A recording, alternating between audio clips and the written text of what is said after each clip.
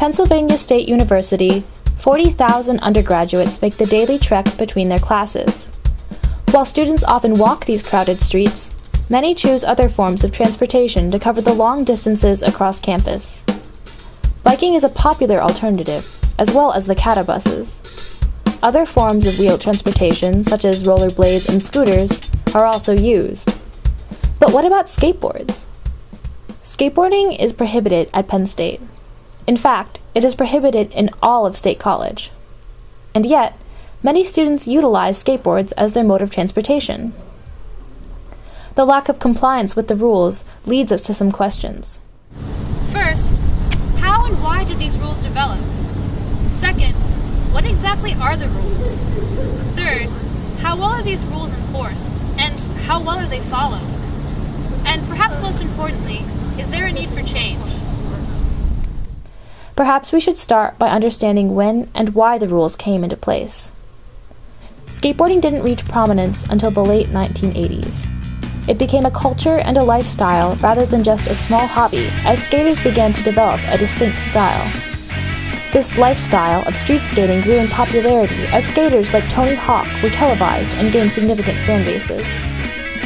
The activity was further popularized by the 1986 cult classic, Thrashin', directed by David Winters.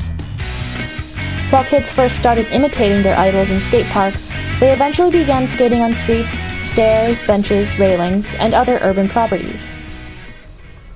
This change in culture created a need for new regulations regarding skateboarding on campus. Property damage due to street skating began costing the university money. Can you please introduce yourself? My name is Frances McClellan, and I'm a patrol sergeant with Penn State University Police Department. Okay.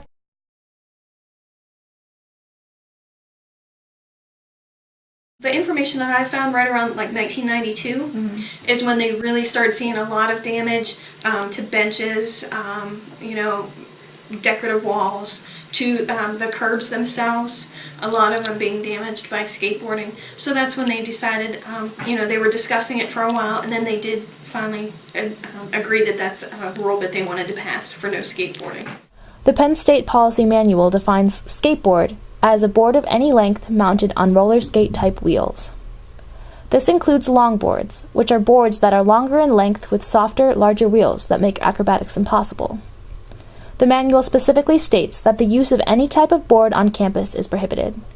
It makes it clear that violators can and will be cited and disciplined for their actions. Violators include anyone using a skateboard for transportation or for recreation. While there have been no changes to this policy after 10 years, there seems to be a change in skateboard culture around campus. Longboards, which have recently been growing in popularity, cannot be used for tricks and thus do not pose the same risk to campus property as traditional skateboarding. This has raised the growing controversy as to whether these rules should be changed to accommodate those who longboard for transportation. At Penn State, the average student spends about 20 to 30 minutes getting to his or her farthest class.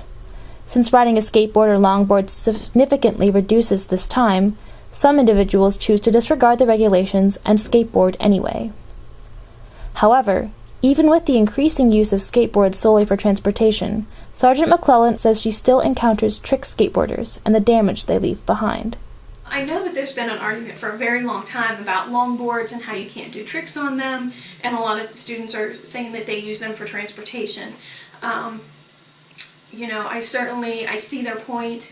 I also see a lot of people who are coming on campus skateboarding. The new Veterans Wall that they just put up down by Old Main already has damage to it because people are using it to do skateboarding tricks. So unfortunately, it's one of those bans that, they're trying to catch everyone or, keep it from happening. So they just put a ban on the entire thing. Additionally, there are no skate parks in State College, so even non-students come to use campus properties to perform tricks. The regulations give the administration power against such instances. But does the administration really need a complete ban to prevent damage to campus property? Even with the ban in place, most officials do not enforce it when they see students skateboarding for transportation. This leads to confusion about the actual rules.